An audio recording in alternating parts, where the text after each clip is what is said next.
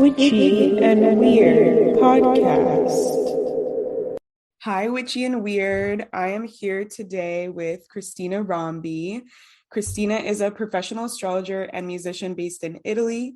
Through her Hellenistic astrological framework and academic background in cultural anthropology and her extensive experience as a multi-instrumentalist and songwriter, she specializes in helping achingly sensitive artists and wildly ambitious creatives alchemize passion, pain, and doubt into self-actualization and success. Reimagining astrology as a tool to uncover creative gifts and nurture artistic potential is the overarching goal of her work. A solar lunar Libra and a splenic manifestor in human design, she co-hosts Mystic Mixtape, a podcast that explores the intersection of music and astrology, and is currently working on her first solo album under the moniker of the Muses. Hello, Cristina. Hey, Amanda. Thank you so much for having me. I'm so excited. I'm really excited too. So I have followed you for some time, so I know a bit about your story, but I'm really curious, like, how did we get from because I think you started with music a long time ago when you were younger, and now you're doing astrology and now you're putting them together. I'd love to hear like that journey, that story. Yeah, of course. So basically astrology and music are the two things I'm obsessed with pretty much. And I always say that music was my first love, but this doesn't mean that astrology is any less important. It took me a while, and I don't know why it took me so long, because like looking back, it's kind of it feels really natural for me right now to be doing this thing where I bring the two things together, but it took me a really long time to figure out that was actually what I wanted to do. I think it was a matter of giving myself permission to bring the two things together, because for the longest time I feel that I wasn't really giving myself permission to be who I am. And it was a long journey from, just doing whatever I felt that people wanted me to do, which reflected on like the way I was practicing astrology. For a long time, I would just write about transits and forecasts. And what I was doing was basically dimming myself and just, watering myself down, because being painfully introverted, I think that I had a lot of hangups with the idea of being rejected and of people being like, this is not what we want to see. This is not what we want you to do. And so for the longest time, I thought it was somehow expected of me to compartmentalize the two things. It wasn't until recently that something sort of clicked in me. And I was like, you know, maybe this is not how I'm meant to do things. I think that in a way, discovering human design perhaps sort of helped me come to this realization, because, when you read about manifestors, you read a lot of things about initiating and blazing a trail. You're a manifestor too, aren't you? Manifesting generator. So okay. different. Yeah. I remembered there was something like starting with Manny. But yeah, right now I feel that I'm doing what I really want to do. And again, I don't know why for the longest time it didn't occur to me that I was meant to bring my two passions together, professionally, spiritually, creatively. But I can tell you that everything changed when it finally hit me, when I finally gave myself permission to be,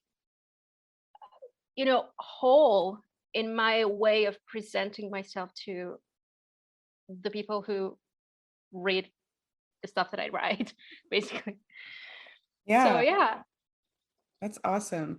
And I feel like that's definitely, I don't know, correct me if I'm wrong, but like as a creative too, I think that that's a really common thing is like, especially in modern like society, there's this like capitalistic pull of like monetize on your artistic abilities, on your creative abilities, use your creative skills to give people what they want instead of like, you know, just be creative. Like the reason why you're drawn to this, the reason why you want to create is like something in your soul, something in your heart, something like how you view the world that you just need to share it.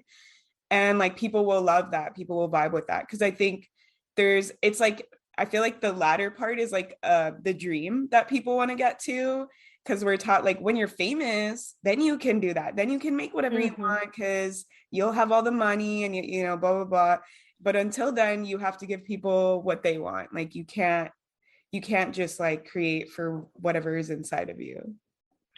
Yeah, I totally agree. And I think that capitalistic conditioning has such a hold on us, especially when it comes to convincing you that you should do this one thing because this is what's in demand.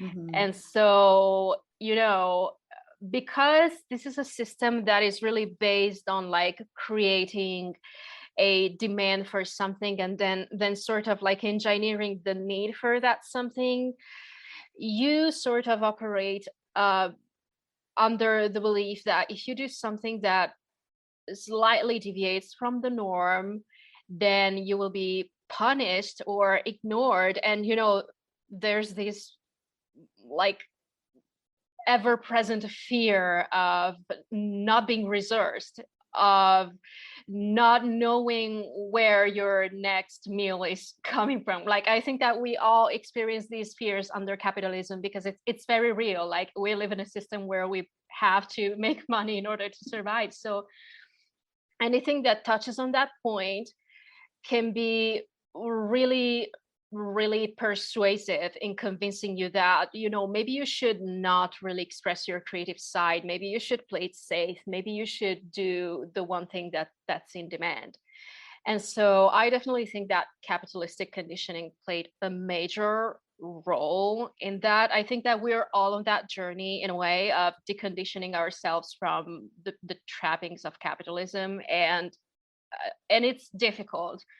Like when I see people who are still struggling with creativity and expressing their creative side well into their 30s, it seems perfectly normal to me because it's so deeply ingrained in our culture. Yeah. So yeah. Yeah.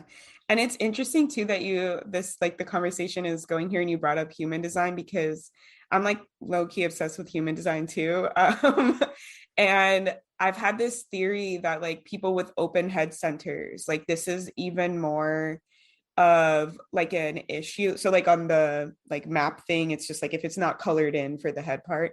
Mm-hmm. Um, and I feel like that kind of amplifies it for people because if you have an open head center, number one, you're open-minded, which is awesome, but you're open to outside influence and things Mm. can just be like coming in. And a lot of creative people are neurodivergent or like intuitive, like highly intuitive. And I think that when you're picking up on all this stuff all the time and then you're kind of putting that into yourself and making it part of who you are, then it like confuses and crosses the wires and you're like, wait a minute, this isn't actually what I came here to do, what I'm wanting to do.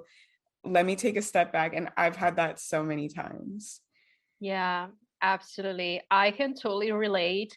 And I'm also glad that you brought this up, the conditioning, the picking up on a lot of different things from all directions, because I think that once you deepen um, in the knowledge of who you are as an artist, art becomes a formidable exercise in self-trust.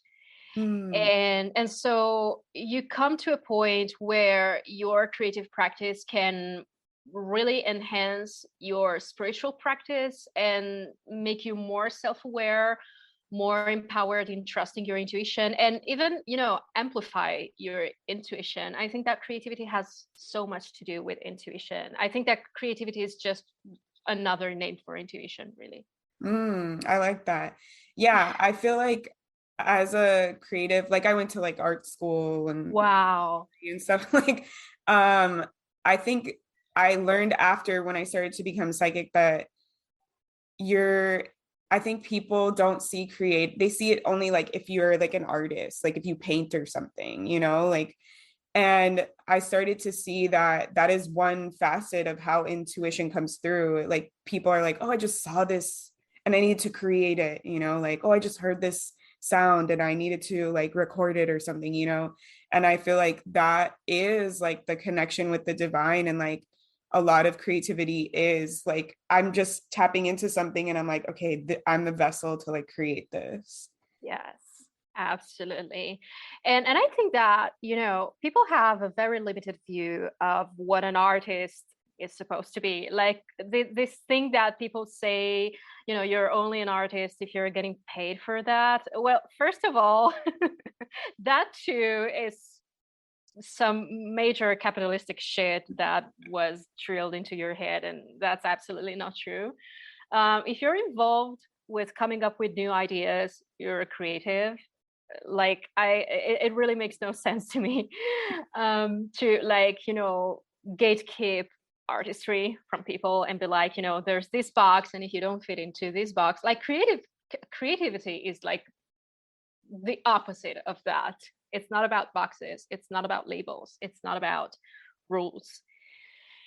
And also, I really resonate with what you said about connecting with the divine through the creative process, because that is 100% how I experience it.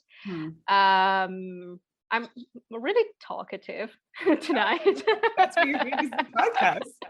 I keep going on tangents. But yeah, that's because I'm really fucking excited. So yeah. Like this is really how I experience being creative, because when you're creating something, when you're, in my case, writing a song, you're not engaging the so-called logical hemisphere of your brain. I think that theory has been debunked, but whatever. I'm referencing it because everybody knows what I'm talking about if I say left brain, right brain. Right. And when you're creating something, you're really just proceeding tentatively, and you're really just going with your gut. Like it's not an intellectual process. You're like very much in the dark and like proceeding in this very tentative way. And at least this is how I experience it. And to me, that's basically your intuition guiding you and like bridging this gap between your subjective reality, your subjective perception, and something that transcends it entirely. And making art is really an intuitive process, because you don't really know what you're doing in a way. I mean, one could perhaps argue, if you're doing something like that, it's because you've learned how to do that in a way. Maybe somebody taught you, maybe you've studied music theory. And that can be true to some extent, but I think that if you're doing it right, you have no fucking clue what you're doing up to some point. You're basically winging it in a way, but not in a chaotic sense, but rather in a sense of, going with what feels right. And what feels right is not necessarily what somebody wrote in a book or taught you in a class. And I know that you talk about trauma a lot on Witch and Weird. And I also wanted to touch upon that, because I think that creating can be such a potent medicine if you're somebody who has a background that involves trauma and traumatic events. Because when you create and when you engage with this process in this very intuitive way, it can be really empowering, especially if you're someone who has been gaslit and manipulated, because it really teaches you how to rebuild trust with yourself. And this is definitely something that I benefited from immensely, because I also come from that kind of background, being gaslit, being silenced, being, having your own creative expression trained out of you. And so songwriting to me is really a practice of trusting myself and prioritizing my feelings and prioritizing what feels good to me. And this is really going to be extremely fucking healing. Yeah. If you're someone who lives with trauma. Like I really want to encourage everyone, no matter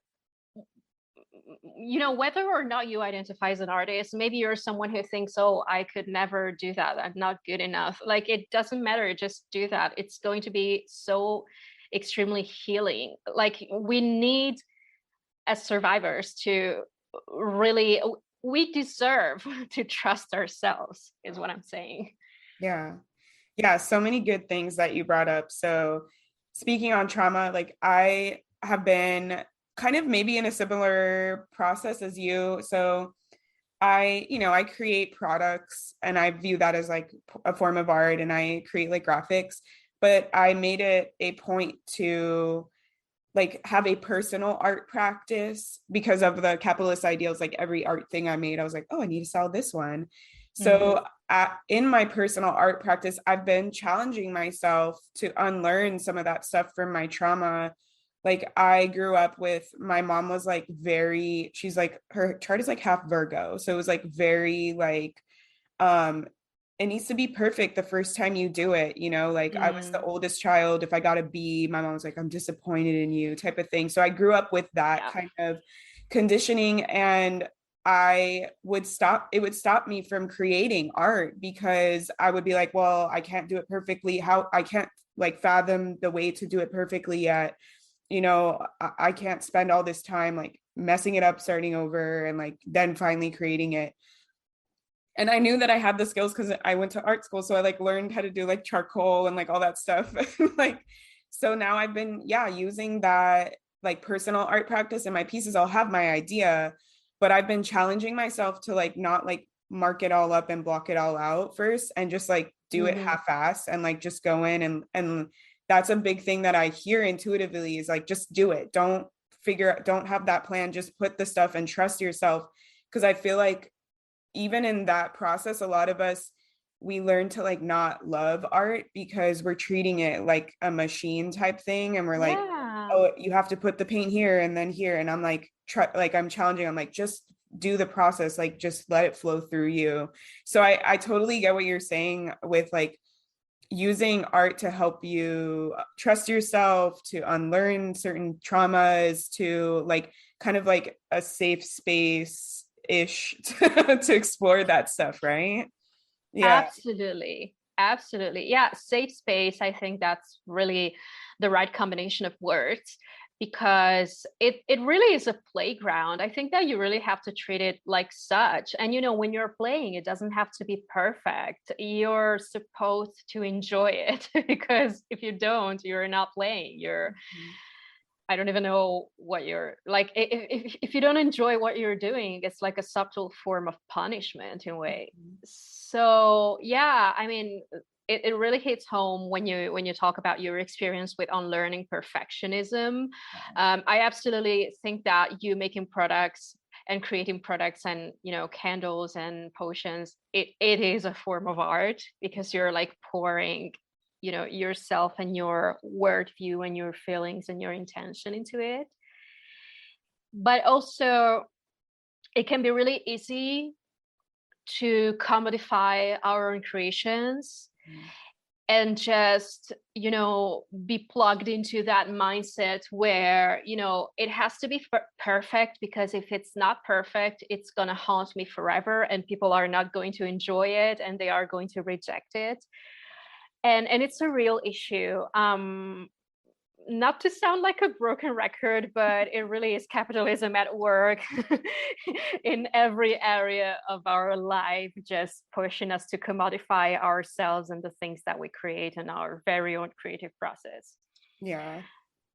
And yeah, it's important to like reclaim our right to play and our right to pleasure, because that is really where your best art comes from. Even if it's like, you have to be willing to entertain the possibility that your art might be bad. It's not, yeah, it's not bad. It like, I don't believe there's such thing as bad art, but you have to be open to the possibility, because you have to sort of allow yourself to not be limited by that possibility. So as soon as you acknowledge it, this might suck, but I'm doing it anyway, you really drop into the process and you really allow yourself to have fun regardless of the outcome. And that's where the good stuff comes from. Yeah. Yeah, I've definitely played around like with the perfectionism and the bad art thing, especially like having that training at school, knowing like the right way to do things, how to make it look realistic and stuff. Like I think I kind of like for certain things, I'm like, I'm gonna make bad art. Like I'm gonna make bad graphic design because like that's what wants to come out of me is something that's like Yeah. jarring or something that's, like so I think I love that. Like the unlearning perfectionism, like I don't even know, maybe it's something in my chart, but like even as a kid, we would get like projects for school and I would immediately be like, I want to make like an art poster board thing out of it. And I would spend like 4 hours. And I'm like an 11-year-old kid. And I would spend like, my mom's like, you need to go to bed. Like, it's fine. And I'm like crying, having a meltdown. Like, no, it's not how I saw it in my head. Like, I can't do it. Like, so I totally get the, like, I've been unlearning the perfectionism like since day one. Yeah, that is definitely a lifelong learning curve sometimes. And it's normal to fall back on those patterns and then make progress and then fall back onto that. It's really a lifelong learning curve. And I think that you are in a unique position that way because you have this kind of background, you have this kind of training, and you're in a position where you can really break the rules knowing that you are breaking them. And that is such a creative, incredibly generative space to be. So that's really cool, actually. Thanks.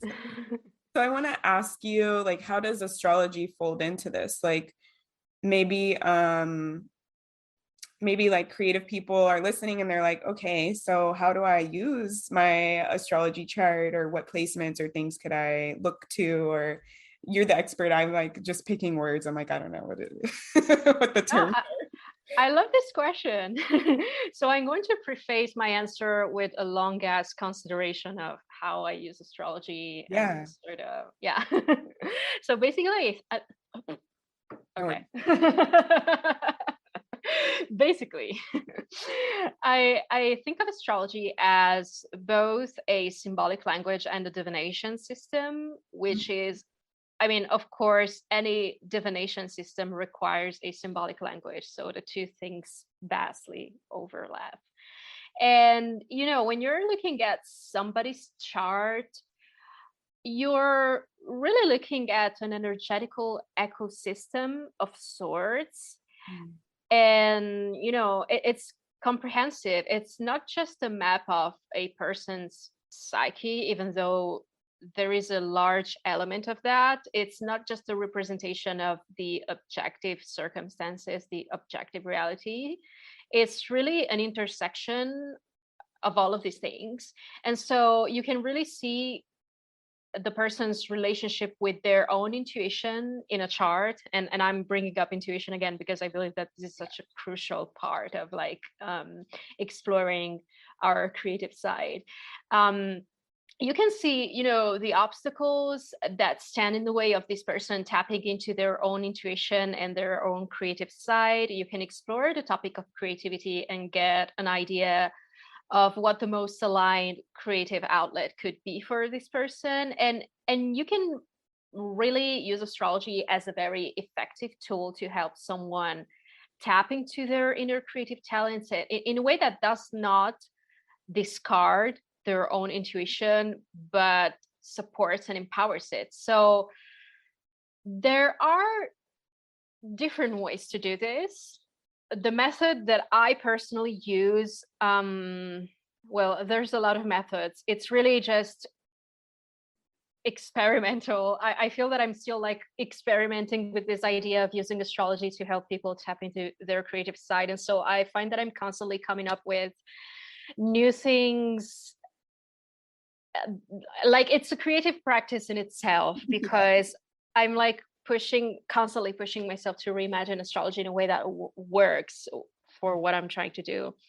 So for instance, I sort of associate every planet with a constellation of themes that people might explore in their creative practice. And so obviously, we all have different planets that have different levels of importance in our chart. Like, for instance, I'm a Cancer rising, and I'm ruled by the moon, and the moon is angular in my chart. So obviously the moon is going to be important in my nativity. And so based on what planet is more prominent in your nativity, you will have a more felt experience of that planet. And this can translate in feeling especially drawn to what that planet represents and feeling the pull towards exploring that constellation of themes in your art. This is one way I do this. For instance, the moon in ancient astrology rules the body and consumption. And so the moon is very carnal, I think. I think that most people obsess over the idea of the moon as feminine, but I think that the moon is really just the genderless urges of the body, if that makes sense. Yeah. Like, yeah, the urge to consume, the urge to merge with another human being, all of these things. And so I write a lot about these things and themes of like embodiment. I use a lot of metaphors that are really just borrowed from the body and the experience of having a body as a human being. So this is an example. We also have, planets like Mars, which it's not a coincidence that I'm naming all the planets that are especially dominant in my chart. Mars is at the top of my chart in its own sign. So of course it comes through pretty strongly. Whatever I'm doing, Mars is somewhere in there. And, Mars is about challenges.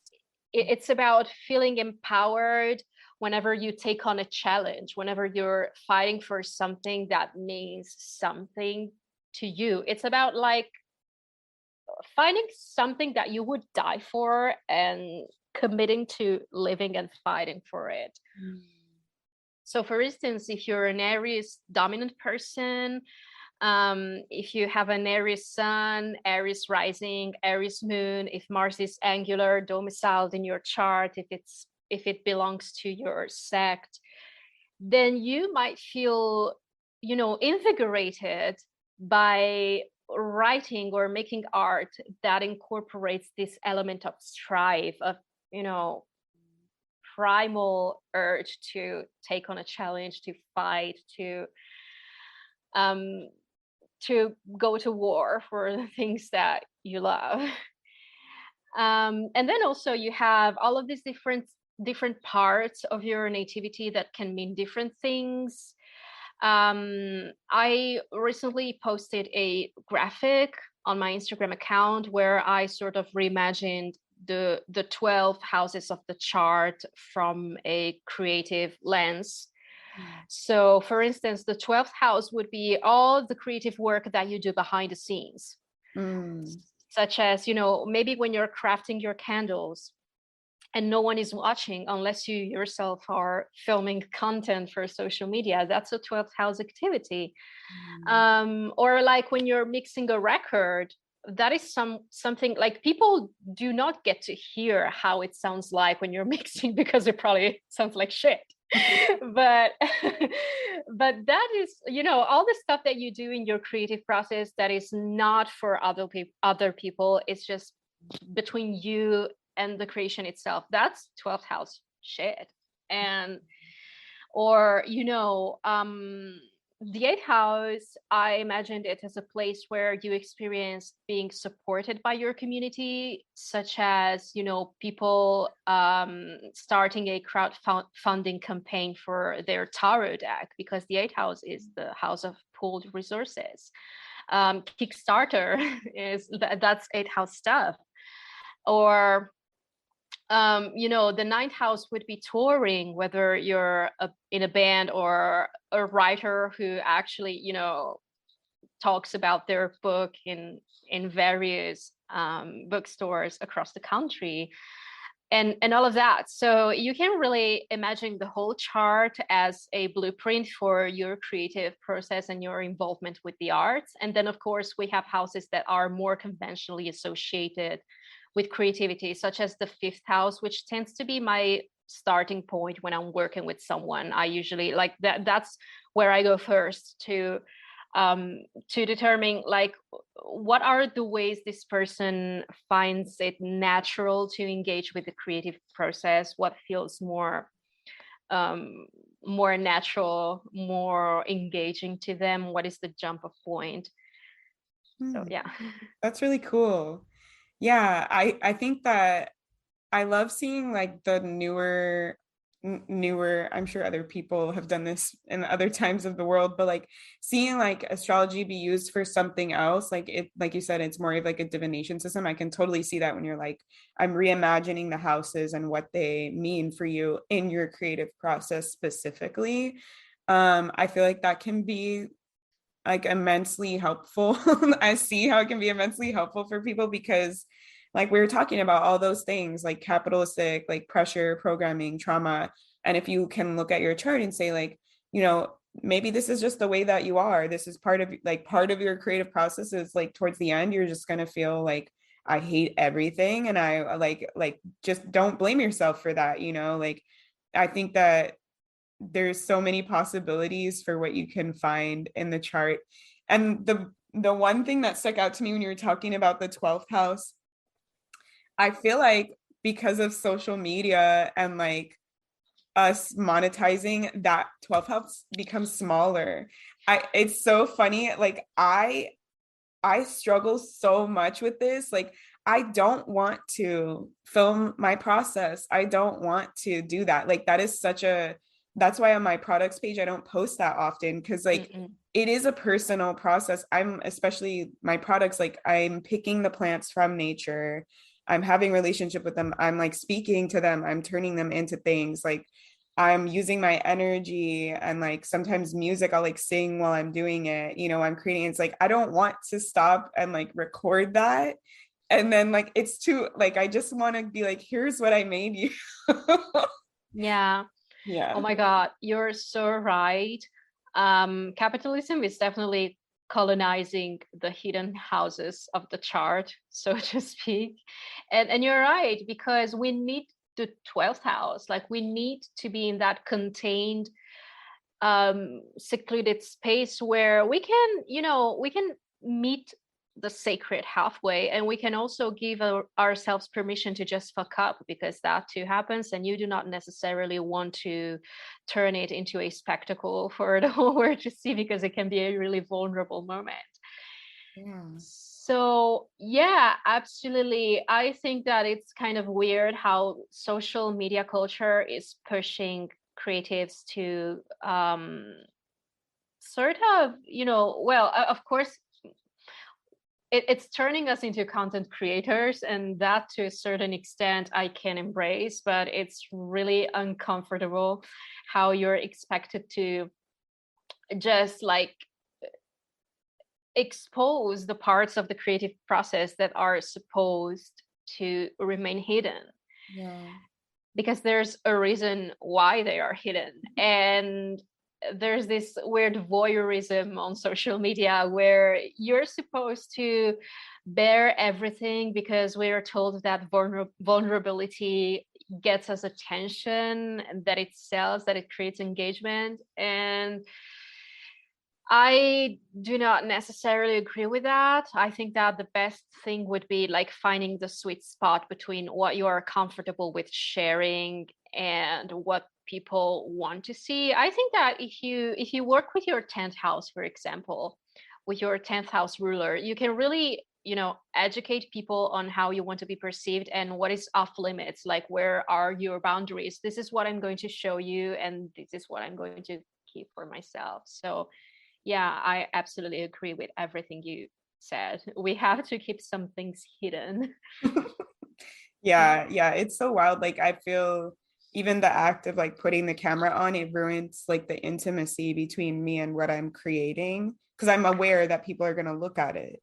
Yeah. It's just, I don't know. I just think of like when it takes away, I think that, well, for me and how I view, and probably like when you look at my chart, it's like the 12th house is like a big deal, but like for me, I feel like that is where the magic is made, is in that like mysterious, like occult connection stuff. And so like I just think of the example of like, um, you love your grandma's cooking because there's just something that she does. Like there's just something that's different. And for me, I feel like it's like the energy, the love, the intention that's being put into it. And that's what makes it taste better.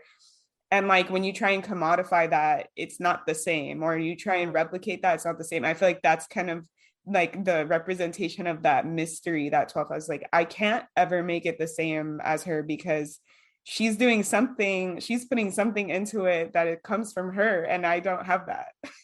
Yeah, exactly.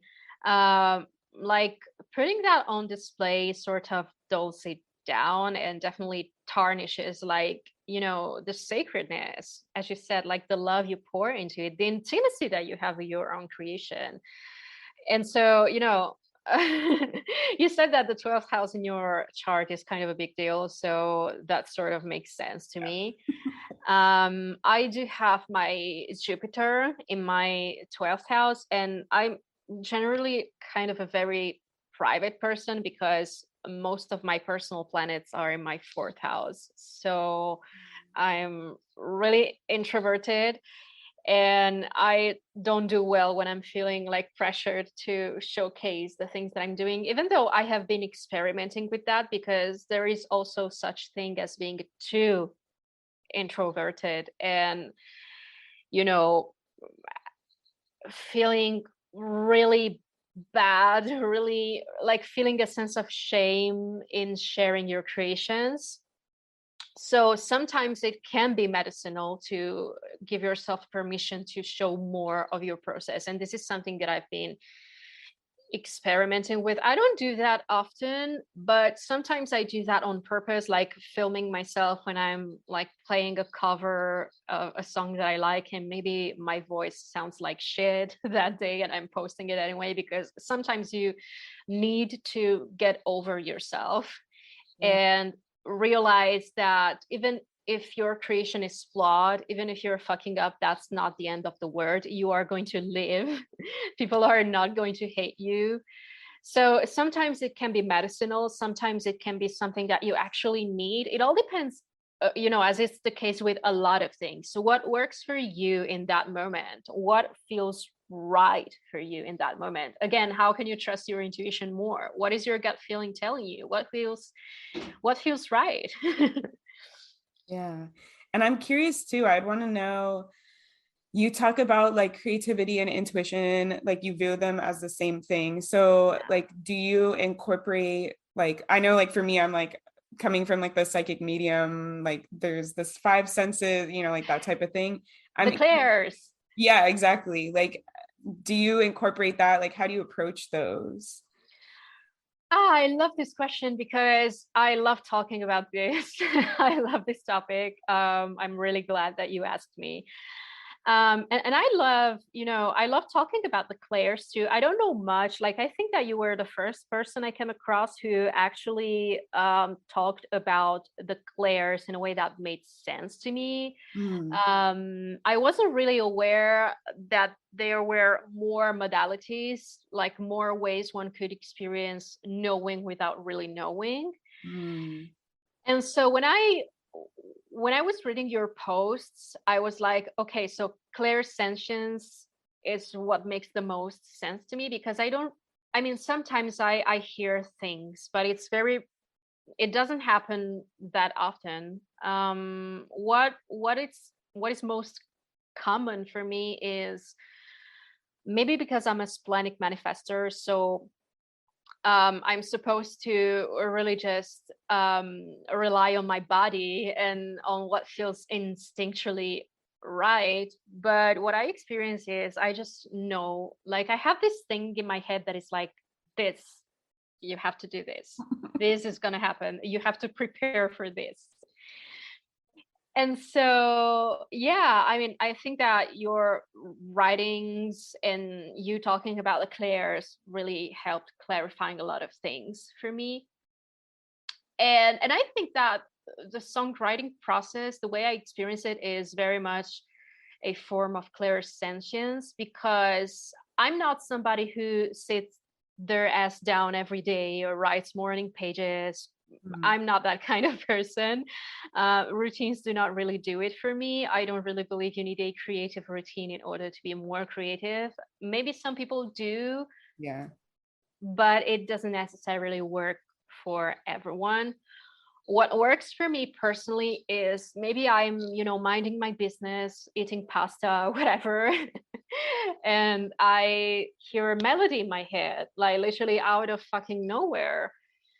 Or maybe I'm taking a walk and the sun hits the leaves in a certain way, and it's, I'm feeling some kind of way about it. And from that comes the urge to write something about it, or better yet, to write something that sort of translates those feelings or the things that I hear in my head into sound. So I believe that, it's definitely, the way I see it, it definitely has to do with clairsentience and just knowing things. Because again, I haven't really studied music theory. I don't know shit about it. What I do is simply going with what feels right in that moment, and just following those hunches.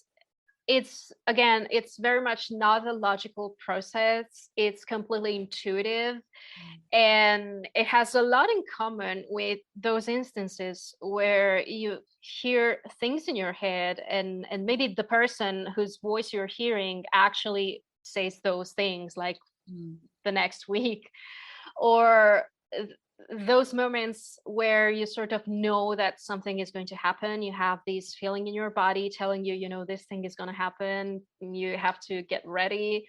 It's the same process. I either hear literal melodies in my head. One of the songs that I've been working on, I actually heard it in a dream, and then the next day I tried to recreate it from memory. And I think this is very common. I've heard multiple people talking about like hearing songs in a dream and then recreating them from memory the next day. And also a lot of the themes that I write about, like I'm working on this record, and the lyrics are 80% me just writing about these recurring dreams that I've been having. So it's really about the dream world and these encounters with people in the dream world and messages coming through from that place. So I would absolutely say that the two things for me, three things: astrology, spirituality, and music really feed into one another. It's like a closed loop. Yeah. I like that the way that you talked about, I think that it's such a interesting like reversal of kind of what most people think, where it's like for intuitive abilities, for like the clairs, it's like, how am I experiencing it in my body? Like, what am I hearing? What am I seeing, feeling, etc. And I like that you talked about, you kind of let your vessel be that, and like the environment also reflects that. Like you were saying, like, if the leaves in the sun make me feel a certain way, I recreate that. And I think that that's really cool. And part of I see like how that links the intuitive with the creative process, right? Because like I think for like art and the creative process, it's like half how you're feeling from the inside out and half like how the outside is making you feel, right? And so I love that you're like, I see both, like this could still be an intuitive message, this thing on the outside of me, and how I'm reacting to it. I really like that. Yeah. And you do have Cancer placements, do Oh, you? I'm Cancer Sun, yeah. Right. I think that it's really important to keep in mind that it's not a one-way process, and that like our environment is constantly speaking to us. And the reason why I mentioned the sign of Cancer, which is my rising sign, is that Cancer and the moon are also connected with the land.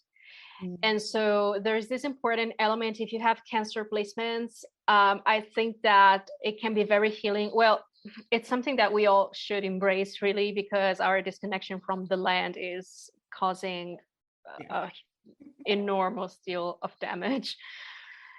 But I think that people with Cancer placements are perhaps more attuned with their surroundings this way, with the land. You mentioned picking herbs for the things that you create, and I think that's a very Cancer thing. I think that if you have Cancer placements in your chart, you're probably one of those people who can model that connection between human and non-human beings, between human and the environment. And I think that it's something that you should explore in your creative practice too, because it's probably already at play. Maybe you haven't noticed, but it's definitely going to play a major role. Like I think that us people with Cancer placements are already sort of plugged into that kind of loop, human environmental loop, and it does impact us more than we know, more than we are aware of. That's interesting. Yeah, I can totally see that. Yeah, I feel like only when I started doing like foraging and stuff, that has helped me, like you said, like really feel the connection with the land more so. But like, yeah, I'm just thinking now, like even as a kid, whenever I would draw, I would just only draw like roses or something. Like I was just obsessed with drawing like flowers and stuff like that. Like I just thought that's the only forms that I want to draw is nature. Yeah. And it's super cool because maybe that's like your signature. Like if you find yourself going back to that theme time and again, like maybe that is like your signature, your thing, your style. I know that you would like to incorporate a lot of different elements. Like there's a distinct horror movie type of flavor to the graphics that you make for Witch and Weird and for your personal biz. But I think that too is cool because I personally love, I wouldn't say contrast because it gives the idea of things that are removed from one another, but like you can definitely have your own thing where you have all of these elements and you make them work together. Like I love flowers too. I'm like absolutely, like every time I see a flower I have to like stop and just admire it. So I can relate. But being very Martian, I also love swords and shit like that. So you can have your own thing. You can have your own thing where you bring different things together, but together those things represent you. Lately I'm really enjoying making graphics that combine both things, like flowers, roses, and swords. And people would normally think, those things have shit to do with one another, but I'm like, they make perfect sense because it's like the representation of having a personality that is both really soft and tender and also reactive in a way. So yeah, you can create your own aesthetic, you can create your own style by combining the things that you feel really drawn to and that you cannot help drawing or painting or writing about. Yeah, I feel like I have like few different things like over time and in the different spots of like in my personal, it's been like inner child stuff. Like what would my inner child, like I've been painting this whole, like I painted like 3 different Jurassic Park like I'm gonna paint dinosaurs, like yeah, so it's really interesting. I wanted to ask you, maybe like if you can, I know sometimes it's hard to recall like on the spot, but like do you have like a favorite like musing or thing that has come through? Because I know you're like a lot of this is like an experiment, like, and you're working with clients, like a favorite like placement that you've seen or like some like earth-shattering like tidbit that you're like, oh, okay, so people have this placement, like I see that a lot, Yeah. Wow. Yeah, I love this question. I think that I was pleasantly surprised to notice that a lot of the people that I work with have Saturn placed in houses or signs, or well, houses. Yeah, in houses that play a crucial role in their chart and in their creative process as well. I see a lot of charts that have their fifth house ruled by Saturn. There's a whole lot of Saturn, of Capricorn, of Aquarius using traditional rulerships, like I do in the charts of the people I work with. And I wasn't really expecting that, because I think that I was really used to thinking about art as this Venusian, Neptunian kind of thing. But it was really eye-opening to me, because it made me realize that making art requires a lot of discipline, a lot of dedication, a lot of, persisting, and, a lot of willingness to keep doing the thing even when no one is clapping. Because if you give up because no one is paying attention to what you're doing, you might not even start, because people are probably not going to pay attention for a long time. It might take a while for you to reap, the recognition that you are that you yearn for. Like it truly requires a lot of diligence and dedication and willingness to see projects to their end, and also willingness to keep going because it's something that you need to do. It's not necessarily something that you do because you want to be recognized, even though I have nothing against ambition. I am ambitious myself. I love it when people have goals and are like, I want to be recognized for what I'm doing, but the truth is it might not happen for a long time. And so you have to keep going, because if you don't, you are going to regret it, and you're going to feel unfulfilled with your life, because you are not actively doing what makes you feel good about your life. So this thing of finding out that Saturn is really prominent in the charts of people who create things, at first I was like, this is weird, but then I was like, I get it. It makes a lot of sense. Yeah, that's so interesting. And I feel like it could also even mean like the creative process is part of like their structure. Like they need that like in their life all the time. Absolutely. There's most definitely a stage where it's all like intuition and just channeling these things and playing with these ideas and just, toying with them and see where they lead you. But at some point, you really have to embrace a more structured MO and just do things in a certain way. And music is the perfect example, because there's a time for intuition and for playing with what your mind, your soul, your intuition are suggesting with the things that want to move through you. But at some point you want that thing to sound good. So you have to sit down and you have to record things and you have to practice a lot, because if you don't, it's probably not going to sound that good. It's probably not going to sound as good as you intended it to sound. And then you have to mix the song or the album, and that takes hours, days, weeks, months. It's going to be a really time-consuming process. It's a lengthy process. It's fastidious. Like you have to go over the same things over and over again, the same 2 seconds, the same, the same track, the same word in in the vocal line. And that's Saturn, and it's a necessary step of the process, because you have that kernel that is really something that you assembled intuitively, but you have to give it a structure, because it has to sound good. Like ideally you want it to sound good. So at some point that too has to come into play. And 99% of times you are not going to be satisfied with the final result.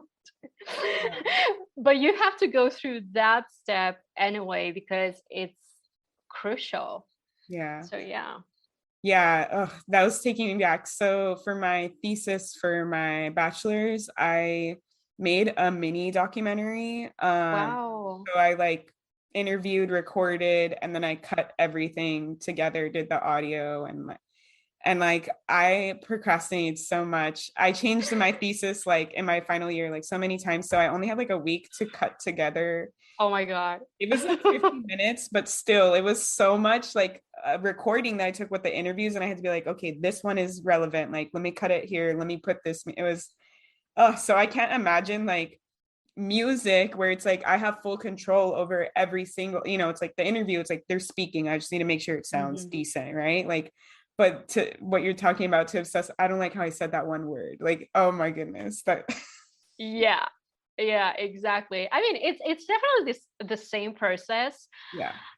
Like the same kind of a process of like going through something and ensuring that everything sounds good. And yeah, I mean, when you're making music, you typically have a lot of tracks and everything has to sound absolutely perfect. And especially, those tracks that are forward in the mix, like the voice, because if you fuck up on bass, I mean, it's not ideal, but bass is normally, and unfortunately, I would say, buried in the mix. So it's most like the mistake is more likely to fly below people's radar. But the voice is like very audible. So if there's like a single vowel that doesn't quite sound good, people Yeah. are going to hear that. And then you can choose to edit it to death, or you can choose to you know um be creative about it and be like, this conveys a particular emotion, so I'm going to keep it the way it is. But again, there has to be a decision, there has to be,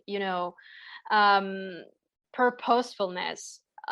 It's still Saturn. Like, I'm doing this, I'm choosing to keep things this way because I'm making a decision, I'm being deliberate about it, and I'm still considering like the overall um ecosystem of the song. So yeah, but it's the same thing. It's definitely the same process as Yeah. you recounted. Yeah. And I love that, like you're talking about like making the decision. I think when we were talking about like trauma healing and stuff, like that is so empowering to tell yourself like I get to choose when this thing is Yeah. done. I get to choose like what this looks like, and I'm not thinking about other people and their influence on me. And that also goes with perfectionism, right? Like, no, I feel like it's done inside of me because I'm done doing it, or I'm not going to look at this because I'm getting so frustrated. I'll put it away for like a month and then I'll come back later. Which is what I do a lot. Yeah, I can relate. Sometimes you're just like, no. Yeah, like I can't, like I know I'm getting too in like specific to honing in on this. I'm gonna put it away and look at it with fresh eyes later. Like I have. Absolutely. That's so important. Like, sometimes that's the only way you can truly progress, because if you don't, you just end up obsessing over the same thing. And maybe it sounds fine. I find that our senses, like our perception of things, sort of changes when we are like working on one thing, and we are like constantly revisiting the same thing, the same track, the same visual element. Like, it's like when you look at your selfies and at first they look kind of good, but then at some point you start to see things that it's Yeah. like that. Yeah. Or even the opposite. Like you think like, oh, I was so this, I was so that. And then when you get older and you look back and you're like, I looked good. Like what was I I was fine. thinking? Yeah. Yeah. Yeah. Oh, so this Um, conversation has been like really, really nourishing. yeah. Thank you for being here. I love Thank having you for having me. international guests. I know it's probably late by you. Where can we find you on the internet? How can people work with you? Thank you so much for asking. I just want to say one more time that I'm so extremely grateful to be here. And I'm glad that my first podcast appearance ever was Witch and Weird. Really happy about that. Um, as for how and where can people find me, I'm on Instagram at Zodiac Poetry Astrology. No underscores, no nothing, just Zodiac Poetry Astrology. I recently made a Twitter account. I mostly use it to like tweet random things and then screenshot them and put them on Instagram. So it's nothing, nothing too adventurous, nothing too interesting, but I'm there too. I have a website called zodiacpoetryastrology.com. It's a bit up in the air at the moment. I think I might have to hire someone to redo my design because it pretty much sucks right now. WordPress is a logistical nightmare. Yeah. But it's there, it exists, and there's a blog. I have actually quite a few blog posts on there. I need to like write some new stuff for my website, but still you can pretty much go there and visit the blog and just read the posts that are already there. And then as for how can people work with me, currently I have some available slots for one-on-one astro coaching for creatives. It's a 6-week package, and basically I'm very excited about it because I really need to know that I'm making an impact, and working one-on-one with somebody for an extended period of time is basically the easiest way to ensure that happens. I'm not saying that you cannot make an impact in, group programs or whatever, but I'm a Libra. I have a lot of Libra placements, so I really love like working one-on-one with people. You can also purchase one of my classes. I have a couple of those on sale right now.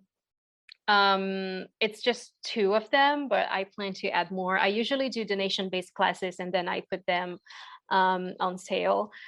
And sometimes I also open slots for single sessions or written reports. So you can follow me on social media or subscribe to my newsletter if you want to be kept in the loop and receive all of these updates about what is available and what is not. So yeah, thank you so much for having me. This was absolutely great. Yeah. So until next time, everyone, goodbye. Goodbye. If you love Witchy and Weird podcasts, support us by donating monthly for as little as 99 cents at anchor.fm/witchyandweird/support. You can cancel at any time and 100% of the proceeds go directly to the pod. Or, if you don't want to commit to a monthly donation, buy Amanda a coffee at ko-fi.com/witchyandweird to help fuel them while they record, edit, create, and upload content for the podcast. And if you're feeling extra generous, leave us a review on Apple Podcasts or Spotify and tell your witchy and weird friends about us too. Bye!